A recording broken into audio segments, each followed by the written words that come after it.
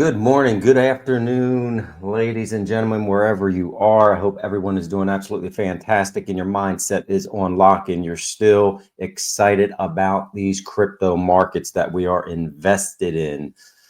My name is Zip, and I'm here to have a discussion with you about that journey and what is going on and staying non-emotional. I'm a utility maxi invested in utility crypto that is actually has a real world use case and just a lot going on out here, ladies and gentlemen. The markets, yes, we've had a lot of liquidity come out of the markets, but we're still going in the right path. And that's the point of the show. Please follow this all the way to the end, so you see the bigger picture of where we are going with stable coins, what is going on in the market, tokenization, and what they were looking at with regards to XRP, and just the bigger vision. Now, with that, let's jump straight in and let's take a listen to Rob Hall here and what he has to say about what's been going on with the markets to give you that confidence of the bigger picture and the push up that is absolutely coming and what's going to happening here in the next several months. Take a listen to this. Okay, let's look at these corrective phases. If you guys have got this far and followed me, we've gone through 1, 2, 3, 4, 5, 6, 7, 20% plus pullbacks. And you can't remember those. You might remember the last summer one because that was pretty miserable, but that's it. We deal with this. The volatility is a feature, not a bug. You need the volatility to drive these massive rips when they come. So that's where we are. We've seen this. We should be somewhere close to bottoming. Now, with those 7 pullbacks, we've still had 600% returns from the low. Again, you've forgotten about those because you're like, oh my God, it got to 110 and now it's at 80. It's like, it's all fucking noise, kids. It is all noise. Absolutely. Volatility is a feature, not a bug. This is how crypto and these markets react. If you are brand new to this environment, a brand new crypto newbie, shall we call you, please just hold on, look at the macro picture, and that's what I'm going to show you, because long term, you're going to be up. Do not sell out of your positions and then try to buy back in. I'm a long-term holder. I DCAN, dollar cost average in, and I am non-emotional, okay? And that's how you win long term. Big news happening next week. The first ever crypto summit being hosted by President Donald Trump. And he'll deliver remarks next week. So it should be an exciting week. We'll have all the big crypto executives there. I would imagine that Brad Garlinghouse and Ripple, Cardano and Hoskinson will be there, and a slew of other individuals, but very exciting. Again, ladies and gentlemen, we are going to be the crypto capital of the world. Okay. There's so much noise out there and so much going on, and it's hard to focus. Okay. But you got to isolate yourself to some degree and focus on different buckets, so to speak, in the bucket of crypto and what's going on from a world perspective. The U.S. is on course to be that crypto capital of the world. We have the ETFs going on in the background. We'll have some SEC discussion here in a minute with that. So big picture, again, macro picture, very exciting. Next week, can't wait to see what happens Friday, March 7th, the first ever crypto summit. Now, let's take a listen to this, a montage that was put together by Not Financial Advice. Very interesting. Take a listen to this, and then we'll discuss my thoughts and what is going on. The payment systems that supposedly are allowing a lot of recipients to get improper payments. With the Treasury Department, why not have a system in place where you can actually see where the money actually goes? I'm totally confused by it, because it sounds like it's an antiquated system. There's all these different payment systems. None of them work together. It is an old system. Overwhelming fraud within the payment system that we see from so many of these government programs. The payment systems of USAID and state are complicated and require various steps before payments are authorized. Payment system? remains frozen by the department. And so money can't flow to provide the services and needs that our employees overseas require. We need to have updated systems. I would love if the greatest. And it goes on and on and on. But the point is as I've been stating and putting out, the financial system is archaic. It's old. It's outdated. The payment systems are old, outdated, and being updated. We are witnessing the modernization of the payment systems, the financial system. That is what is going on. And again, problem, reaction, and the solution are going to be the currencies that we own. XRP is absolutely going to be leading the forefront of that change.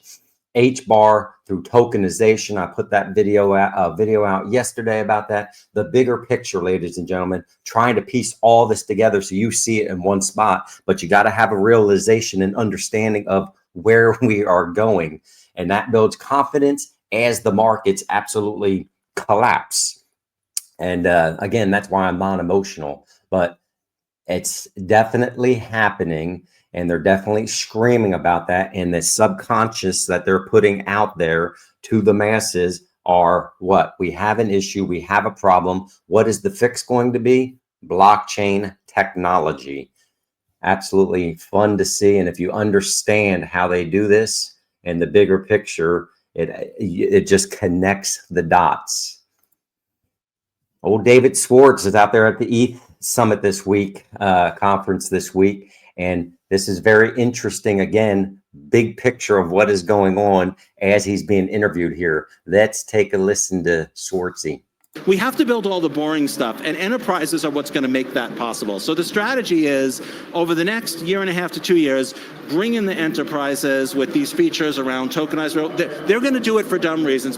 Some of them will be visionaries. Some of them will see this vision and they'll come to blockchains because they understand that it's like revolutionizing finance. But a lot of them will be here just because it's cheaper and faster and it works on weekends and it has these tiny little advantages that are better is better, right? If I go to you and I say I have something better, you don't have to believe me that it's going to change the world. It's enough for you that it's better. And then hopefully in 1.5 to 2 years, we can really turn that corner to sort of mass retail adoption, because we'll have more than just, you know, porn and gambling and gaming and collectibles. Not that those things are not nice. They're great. I mean, I understand the path to where you want to go is not always a straight line, right? Like the internet grew on, well, porn and gambling was a significant fraction of the growth of the internet. But today we use it for everything. And so the path is not always a straight line. And I don't think it's as indirect as that. Yeah. But I think like the boring enterprise adoption is what we're going to need if we're going to get that retail.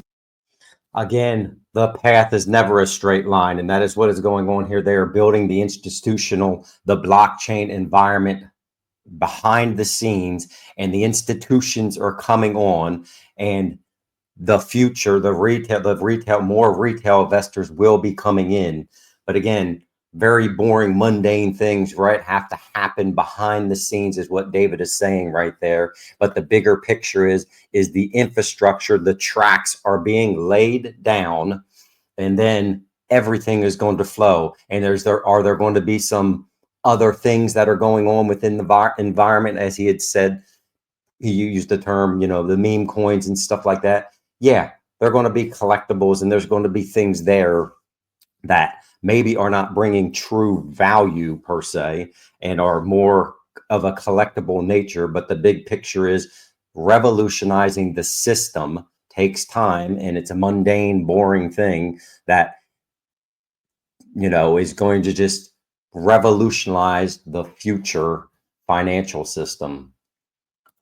Moving on, Mr. Man always putting out information out there. And this document came out, and you can go out to the Fed Register and read the whole thing. But basically what they're doing, the SEC is looking at XRP and looking at putting a trust in XRP because of some of the postings and what the filings that are going on with Bitwise and some of these other companies. But if you go out here and read this documentation, they're basically putting out there that XRP, they're looking at XRP not as a security itself, but hosting securities and trusts in securitizing basically other products within the XRPL ledger. So if you are securitizing, is just another fancy word for what? Tokenization of assets that represent securities. Again, XRP could be looked at as the vehicle, as the instrument, as the environment to bring in all of these other securities, to tokenize them, securitize them within the XRPL ledger. As I've been stating for several weeks now, tokenization is where everything is going to be going, and XRPL will be used to be tokenized. HBAR will be used. XDC, again, that the big picture though is the tokenization. So I would implore you to go out here and read this document. It's boring in some facts, but it gives you key indicators of the larger picture if you are interested and you just want to know more about what is going on and what the SEC is actually looking at with regards to XRP. And speaking of tokenization, again, Greg Manarino always is putting out information about the larger economy and in the financial environment and where we are going.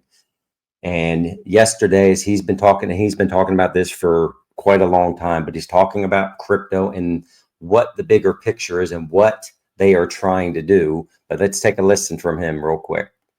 Then you know the grander plan is to bring this current system to its knees, try to bring us to our knees as well, only to issue in a brand new system leading to full tokenization. Does that? Again, bringing the current system down, destruction of the old to bring in the new, which will be tokenization of the financial system, bringing all the markets onto the blockchain is the big picture and what's going on. The payment systems will be upgraded. The securities environment will be updated. Problem, solution, problem, reaction, solution. And the blockchains are going to be used to really bring in a period of transform everything. So there's actually a transparent environment and we understand where our money is going and what is happening, and just kind of pull the curtain back a little bit. Now, with that, there's some safety or some cautions in that. Obviously, they will be able to track everything and they'll know exactly where all the money movement is. So, you know, playing devil's advocate, is that a great thing? I don't know in the end, but we're here to take advantage of it as all this is going on, and then we'll make decisions where to go, what to do after we profit through the financial transformation that's going on. Again, bigger picture, macro view.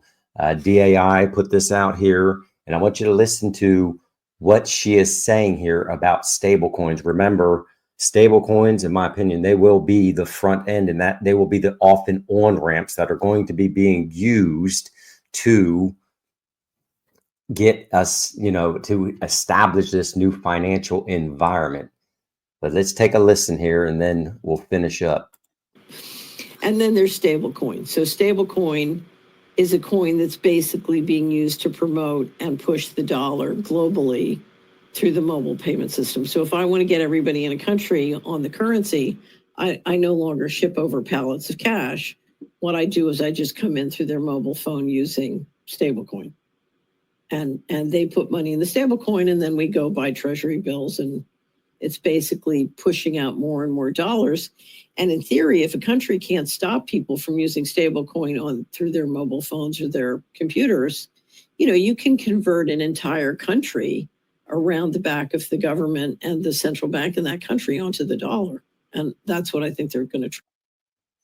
Very interesting. Again, as all of this is unfolding and stable coins are being developed and pushed out, everyone's going to have access through their mobile phones, and it's going to be a larger economy to where it levels that playing field and actually keeps the dollar as a reserve currency even easier within that environment. And we know that RLUSD is growing in the background, and will be one of those huge stable coins that are going to be being used. And independently, the banks will have their own stable coins within their own infrastructures, but there has to be on and off ramps and bridges. And we know that the technologies that we are invested in, those are what the bridges are going to be. But again, ladies and gentlemen, I hope you enjoyed this content, trying to give you the bigger perspective, keep you engaged. Do not pay attention to the markets, not be non-emotional from an investment perspective, and stay on the path, the right path of this journey. Enjoy the rest of your day wherever you are. Avoid the scammers. Be safe out there. And until next time, ladies and gentlemen, Zip is out.